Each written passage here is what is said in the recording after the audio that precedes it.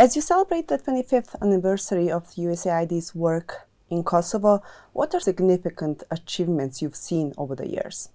I have to say the time in Kosovo, 25 years, seems both short and long. When we were first here, of course, it was in response to recovery, reconstruction. And as we look ahead, even in just the last 2 years since I've been in this role and during my 3 visits to Kosovo, the progress has been amazing.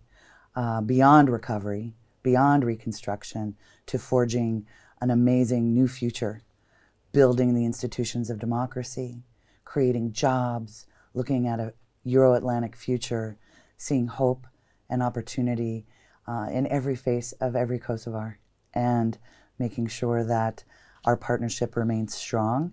That evolution, that transformation has been extraordinary. How do the current priorities of the U.S. government align with projects and initiatives that USAID is doing in Kosovo? Well, our top 3 priorities are to stay the course, to help Kosovo realize its future Euro-Atlantic integration, to help Kosovo transition to a greener, renewable, sustainable, and secure energy future. Energy undergirds everything from business to government services like education, health. We have to keep the lights on, the water running, the heat in winter. And of course, the third is economic opportunity. When we talk about democracy, the best way to show the people of any nation that democracy delivers is to unlock that economic potential, stop the brain drain, and help people find their future in their own country and help build a better tomorrow. Those are the 3 areas that we are focused on, have been, and will continue to. With a new administration in the United States, new leadership of USAID may be appointed. What changes, if any, do you anticipate in USAID's support to Kosovo? So I can't predict what the president-elect's policies will be, although we've all been through multiple administrations together. In fact, 5 different presidencies, including a President Trump administration. And I can say that the relationship has not wavered, and our commitment, the American people's commitment to the people of Kosovo, has endured, and I am confident it will continue to. How do you envision USAID's role evolve further in the next couple of years? Well, I see as our relationship and as Kosovo as a nation has evolved and matured, that our work will also follow the same course. We have gone from recovery, as I said, and sort of humanitarian relief to building a better tomorrow. And that means job creation, private sector investment, helping ensure that the next generation has the skills for 21st century application to attract foreign investment. American investment would be best. And of course, looking towards that Euro-Atlantic integration so that the community of nations that the United States enjoys alliances, partnerships, trade, and of course, a long history endures. And Kosovo has an outsized role to play in that partnership and in that future. I don't anticipate the United States changing its own position and work towards all of our European partners, including Kosovo. We have heard from the U.S. officials that the U.S. administration has been challenged by the current government of Kosovo and the Prime Minister Kurti, that there were concerns about the partnership between the U.S. and Kosovo. Can you provide an assessment of USAID's cooperation with Kosovo government up to now? So every partnership, whether it's a marriage or a bilateral strategic partnership, has its ups and downs. But I think from what I've seen, particularly during this trip, you overcome those hurdles and you identify, again, that common ground, those common goals that you work together towards. Multiple administrations on the U.S. side, multiple administrations on the Kosovo side.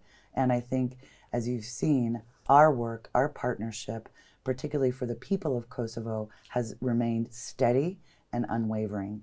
Politics sometimes can overshadow the good that we do, that the American people want to do with the people of Kosovo. And I think that, as you've seen, our presence, our programs, and our work have remained unchanged. Have there been any times where USAID had to pause cooperation with current government? We have never paused our work, and we don't intend to. Looking ahead, what does the USAID expect from the future government? We have elections coming up in February. What are your expectations? So everywhere in the world where we work to build a strong, resilient democracy, the importance is not the outcome of the election, but that the election process is free, transparent, and fair, and that the people's voice is the people of Kosovo who determine their own future, who elect their own leaders. And our partnership helps to ensure that their voices are heard, their votes are counted, and that regardless of the outcome, that free and fair democratic process is strong. That's how you secure the faith in democracy, regardless of who wins. What will be the primary focus area for USAID moving forward? Well, we are very excited. One of the reasons that I'm here is to support the achievement of the reforms under the Western Balkan Growth Plan. This is a real opportunity for all of the 6 Western Balkan nations to move forward in EU accession, to be able to not just pass reforms, but implement them in a meaningful way that every citizen understands what's in it for them, and to be able to see in line of sight what membership in the EU or what economic integration and connectivity can bring to them, to their individual families, to their communities, and of course to open up the doors for greater investment and economic growth. I had the great privilege yesterday in Prizren to celebrate our 25th anniversary and met with youth, the next generation of Kosovo's leadership, entrepreneurs, and their energy, their enthusiasm was palpable.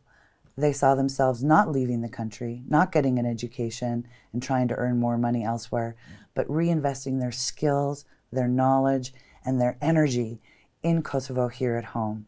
That is what gives me the greatest hope for the future, and it is Kosovo's most precious asset.